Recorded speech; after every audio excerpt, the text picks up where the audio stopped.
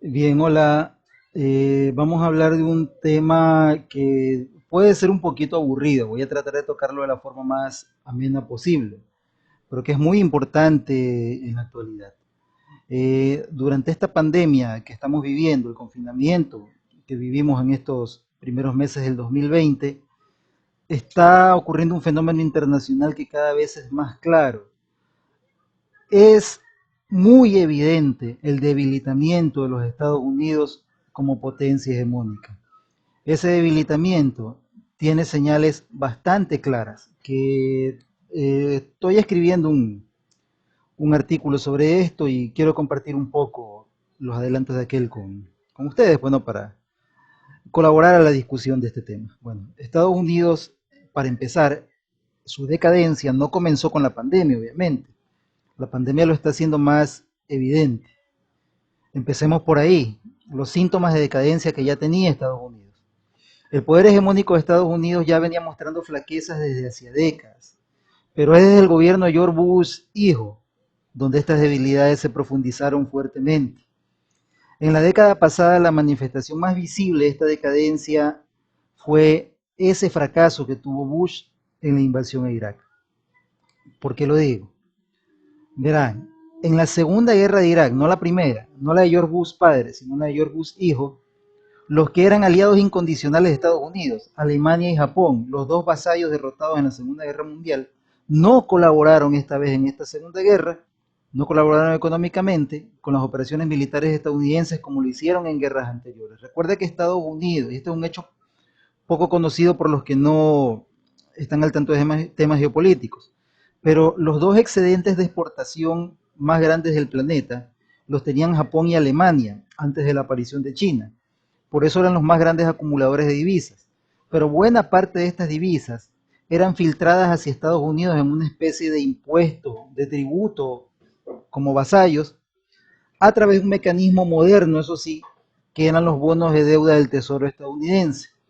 Así, con estas compras de bonos de deuda, en realidad lo que Alemania y Japón hacían era transferir su riqueza a los Estados Unidos para que éste opere pues como imperio, en un mecanismo muy romano, por decirlo así, donde, ¿se acuerdan? Pues los romanos ponían a sus vasallos a trabajar para convertirlos en más esclavos todavía, ¿no? Con la riqueza de ellos mismos. Bueno, así mismo. Esta vez Alemania y Japón ya no lo hicieron, no colaboraron. O sea, le estoy hablando, mire, de la Segunda Guerra de Irak, le estoy hablando ya de bastantito atrás en el tiempo. Es decir, ya en ese momento Estados Unidos no tenía el poder sobre sus vasallos como lo tuvo en el pasado. Entonces, bien, eh, entonces ahí aparecen, antes aparecieron, ¿no? Pero ahí se hacen visibles la necesidad de seguir, de que Estados Unidos siga las recomendaciones de Zbigniew Brzezinski, el gran geopolitólogo en realidad de la Europa del Este, que trabajó para el Departamento de Estado de los Estados Unidos. Y bueno, él decía, ¿no?, que Estados Unidos debía preocuparse de seguir la dimensión geopolítica, seguir empleando su influencia en la masa euroasiática para lograr un equilibrio continental estable en que los Estados Unidos ejerza las funciones de árbitro político. Así lo decía. ¿Por qué la masa euroasiática? Vamos a ver, verá. Estados Unidos ya no tiene ese rol de árbitro geopolítico en la masa euroasiática. Ya las grandes potencias como Rusia y China ya no se relacionan entre sí con la intermediación de los Estados Unidos, que incluso en los tiempos de la Unión Soviética lo hacían. Las relaciones entre Japón, Taiwán, Corea del Sur, en el Extremo Oriente, sí siguen pasando por el arbitraje de los Estados Unidos. Pero las dos grandes potencias, las que interesan para los imperativos geoestratégicos estadounidenses, Rusia y China, ya no, hace tiempo no. Es que, verá, el gigantesco Estado estadounidense es un monstruo bastante caro de mantener vivo y a la larga con el tiempo esta implosión iba a ocurrir, que es lo mismo que le ocurrió a la Unión Soviética, solo que con los Estados Unidos, por ser más rico, esta implosión iba a demorar más. Es caro mantener un Estado hegemónico de esa naturaleza y ya no tienen los Estados Unidos los suficientes recursos, ni económicos y ya tampoco políticos, para seguir ejerciendo su hegemonía global, al menos en solitario. Ya las potencias industriales como Alemania y Japón ya no dependen del mercado estadounidense como en décadas pasadas. China ya tomó de a poco ese lugar de mayor mercado para las exportaciones de las potencias occidentales. Pero hay un indicador quizá no muy completo, pero sí aproximado para hablar y medir ese remonte de China a Estados Unidos, es que China desde el 2019 es ya el país con mayor cantidad de ricos en el planeta. Supera a Estados Unidos, que era el anterior puntero en el ranking. En el 2018 aparecían dos, reportada BBC, aparecían dos multimillonarios más cada 2 semanas en China, es decir, un multimillonario cada semana. Por lo tanto, el mercado chino ya está próximo a reemplazar al estadounidense como mayor mercado del planeta debido al gigantesco incremento del consumo de sus habitantes.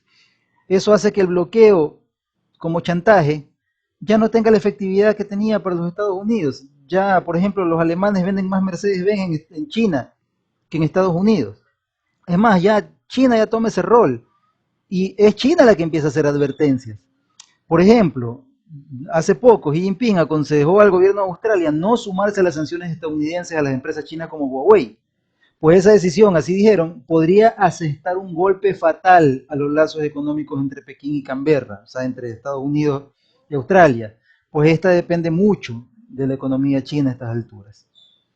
Y también pasó con las periferias, el África y América Latina. Estas ya no dependen tanto del mercado estadounidense ni de los recursos financieros de este. Es China el mayor prestamista en este momento. Ella está tomando su lugar.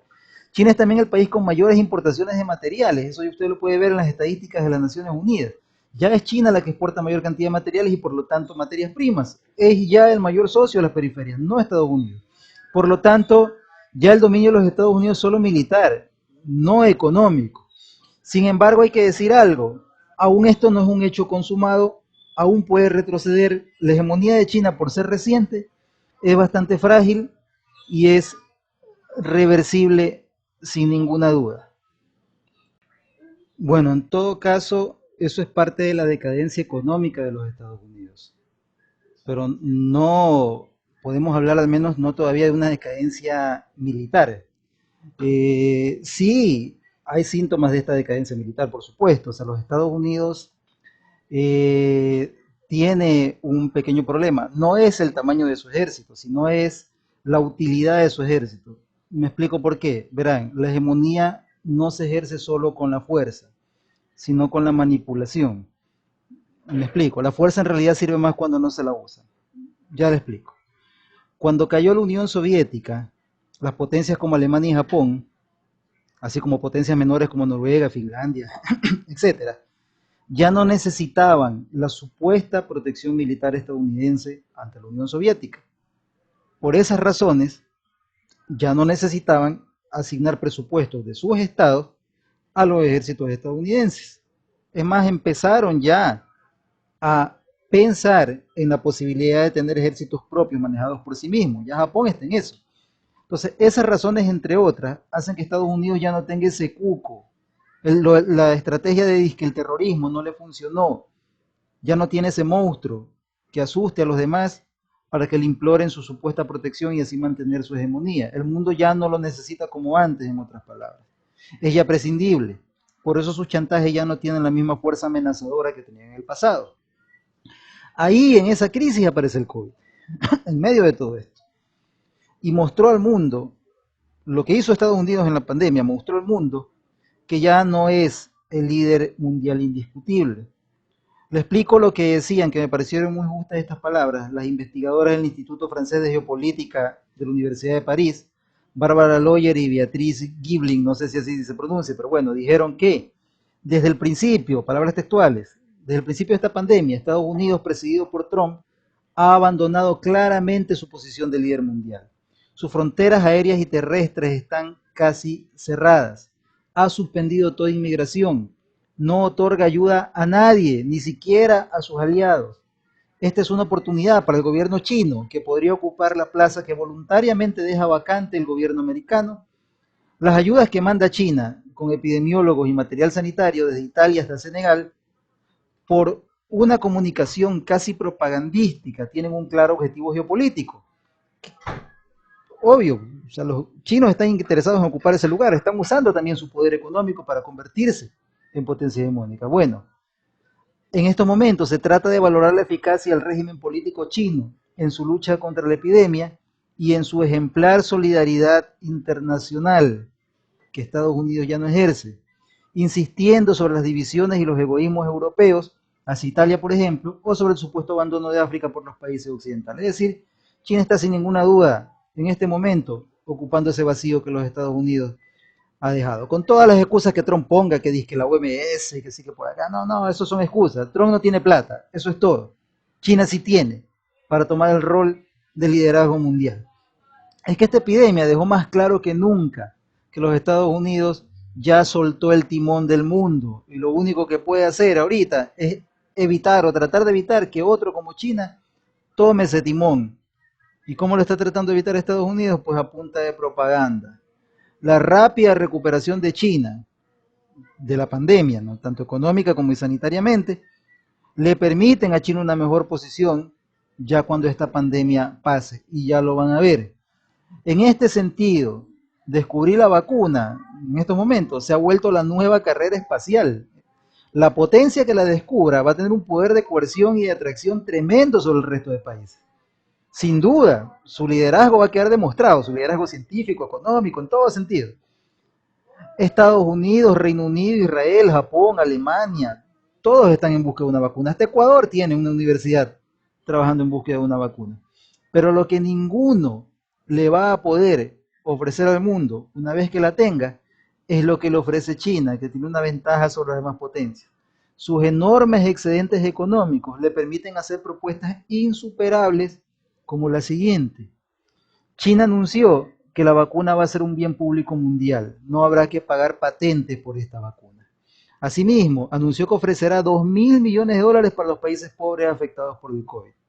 Entonces, sin duda, China le quita el rol paternalista, el rol de patriarca del mundo a los Estados Unidos con esas propuestas. Los Estados Unidos no tienen la capacidad de hacerlas. Ante la comunidad global, Estados Unidos sigue siendo el líder sin duda, pero dispone de pocos recursos para seguir ejerciendo aquel liderazgo y peor aún para recuperarlo.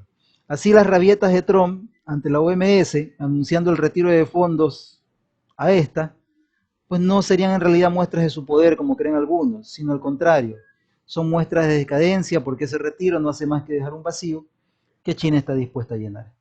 Sé que hay mucho más que tocar sobre este tema, pero por cuestión del espacio y tiempo lo toco hasta aquí. Espero sus comentarios, muchas gracias. Y sí, el COVID, la crisis del COVID lo está demostrando. Estados Unidos ya no tiene el rol de líder mundial, al menos no en solitario. Ya tiene que compartir ese rol.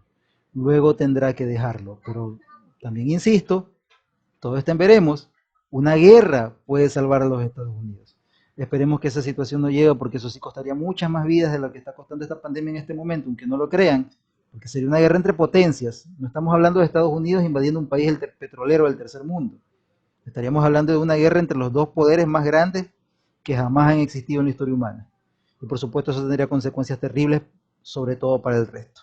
Porque esa guerra no se pelearía en sus territorios, sino en los territorios periféricos, lastimosamente, como en general ha ocurrido en las guerras. Bueno, listo. Espero sus opiniones. Muchas gracias.